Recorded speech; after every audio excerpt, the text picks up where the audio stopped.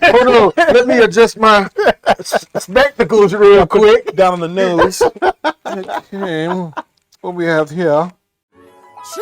Let's get it. Shake it like understand who I is. Not that many gonna do it like this. Bob your head, we can hear my shit, but I'm on my shit. Welcome back to another episode of TDG. I'm Sean. And I'm King.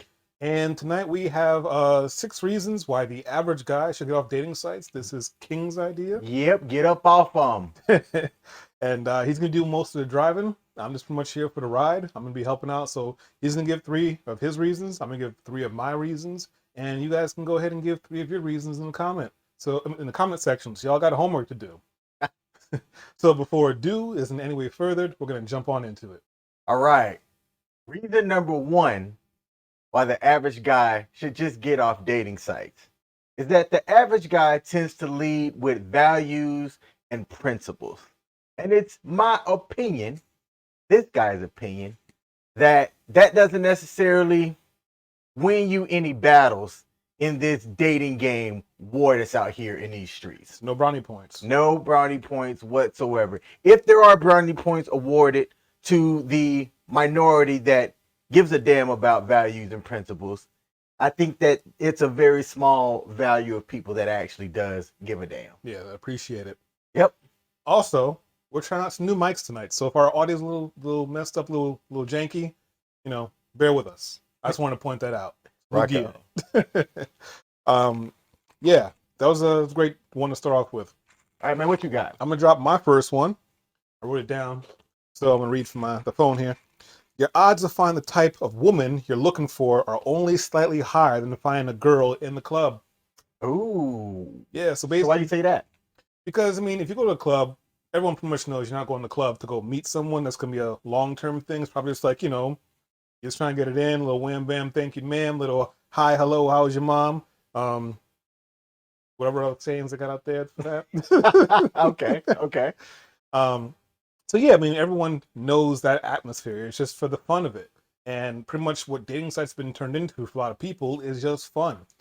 Sure, there's people on there that's looking for actual relationships, but majority is looking for attention, looking for clout, looking for fun, and a very small percentage, I believe, are looking for real relationships. So that's my number 1 reason why average guys need to delete that app. Okay. Delete the apps. Delete the apps. All right. Apps. All the apps. Reason number 3.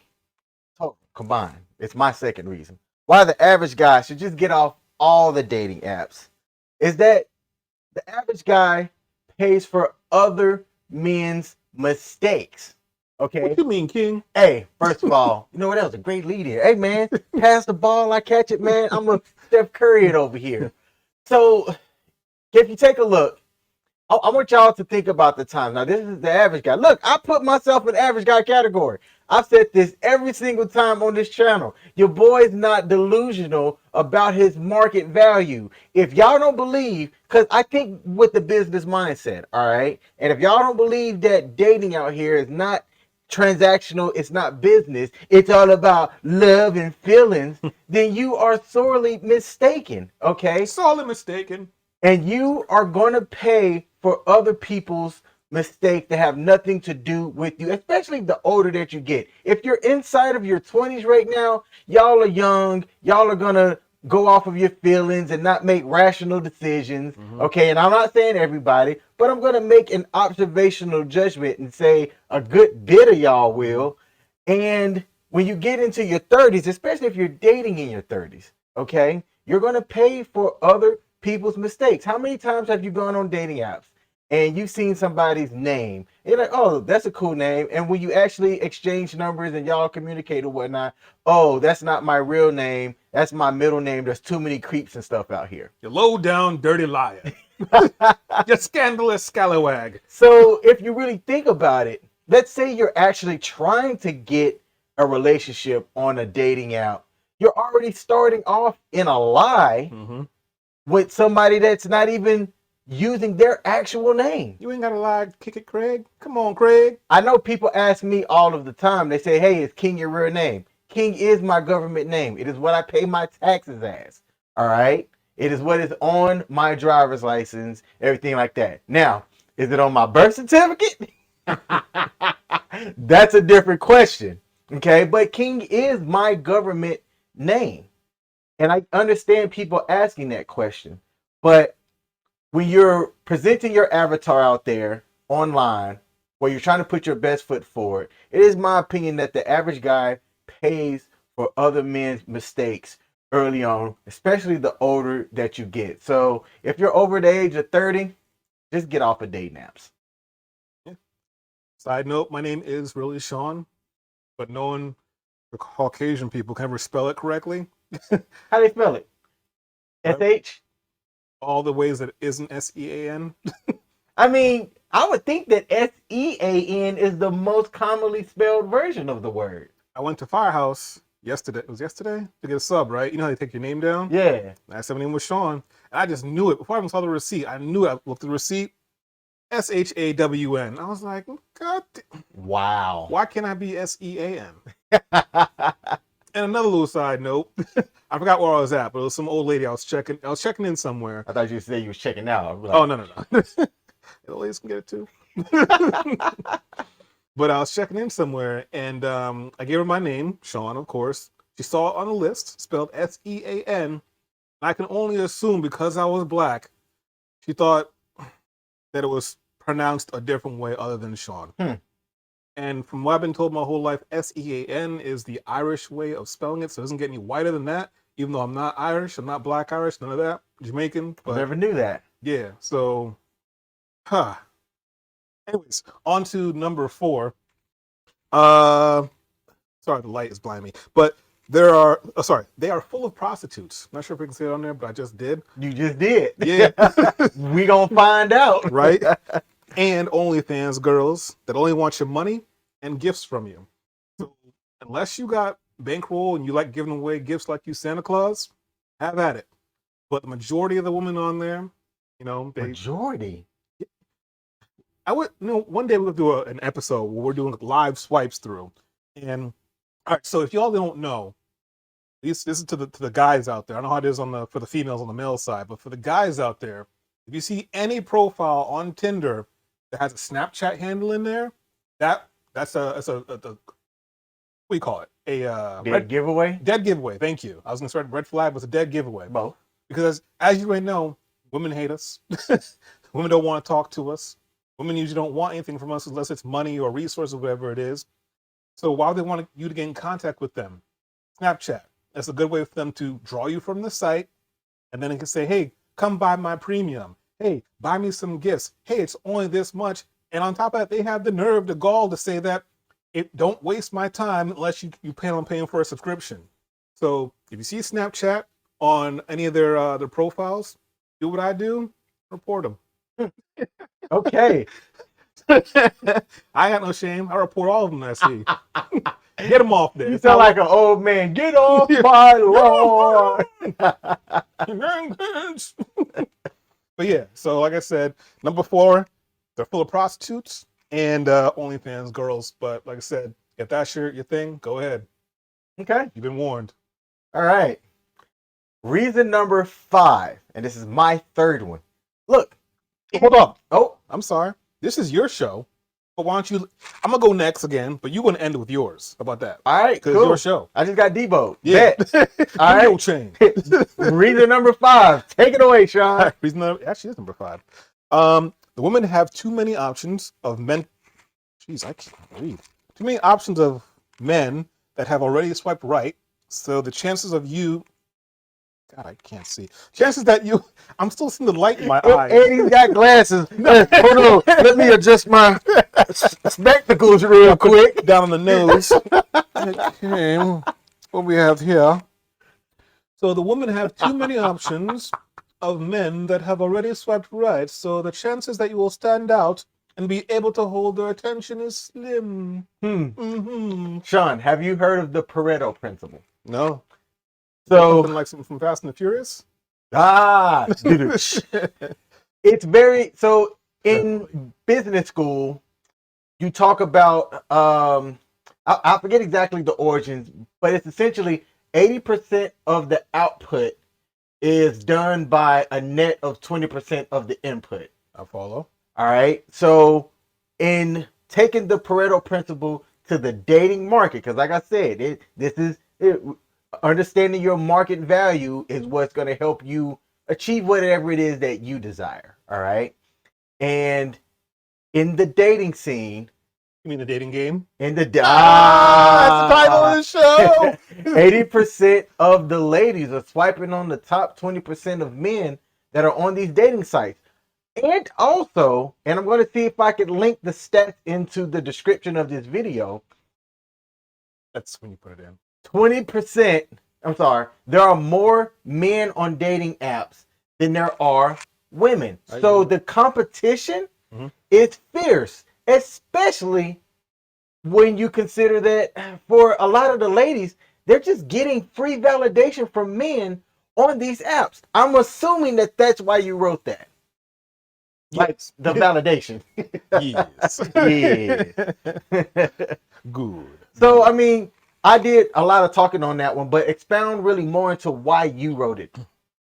That's basically the reason we all know. I mean, there's ladies' night. Women get in for free. Guys got to pay. There's lots of places that do similar things like that where they know the guys will show up if the women are there. Regardless, guys will pay whatever it is to be around women. So basically, on these dating sites, women know that guys are going to be there. So whether they're looking for something serious, something for short term, or just validation, they're at the right spot. Okay. So, yeah. So basically, if you want to stand out, you gotta be willing to simp, grovel, beg, unless you're a 9 or a 10, a Chad, or what else they call them, Tyrone, Chads, Tyrones, Pookies, Ray Rays. yeah, all them, all the tropes. Yep. So if you want to waste your time, waste your effort, maybe even shed some tears, then go ahead. Have it. Okay. That's all I got. All right. Reason number 6, and that was actually a perfect segue. I'm glad you devoted me into going again and then me finishing this up. Reason number 6, plain and simple, it's work. It is work, okay? You have to do your best chance to stand out, okay? You have to groom your photos and your profile you basically have to curate it to make it look a certain way, okay? You are engineering the best chances that you can in this digital space to provide your avatar the best chance of meeting and having a conversation. And speaking to competition earlier, when you're one of 50 that's sent the hey beautiful, hey gorgeous, good morning, what's up baby, good morning, that's what you're going to have to compete against. So that lady is going to have to really like you for a hey beautiful to actually get through. Yeah. Okay, she's going to have to be the one that's hot for you to have that competition anxiety for you to want to let that type of thing slide. Okay, so it's work. The reason why I put this for the average guy is that the average guy should instead focus on the things that he needs to be doing to get his purpose going, to improve his market value, to improve himself, instead of taking the time to swipe through dating apps, to then get a match and then try to compete against the attention of 50 to 60 men for even just the average lady. And look, I don't say average as disparaging. Like I said, I put myself in average, but your boy is handsome to somebody. I'm above average. When I close my eyes, I go to sleep. So when I say that you're competing for other average women too, look, the average lady can get smashed by anybody, and I'm saying that as clear as I can. Even below average. From a 9 to a 10 in a guy by conventional marketplace standards, they will go down to a 3 or above on a slow Tuesday. Okay? That if I'm wrong, prove it to me. Give me observational evidence that says otherwise. All right? So that kind of inflates the market value a little bit. So for the average guy to be competing against that, you don't really stand a chance. So I say you're better served at putting that work elsewhere by improving yourself, improving your fitness. Hey, keep watching this channel. Your boy is going to be getting right here over the next year. Mark my words, watch and see. So reason number 6, look, it's work. Instead of focusing effort on dating apps, focus the effort and energy on improving yourself. So Sean, that's it, man. All right. I think that the average guy should just get off dating apps altogether. Okay. Am I on dating apps? Yes. But it is for market research for this channel. Yeah. Okay. Is that wrong? Am I being disingenuous by doing that?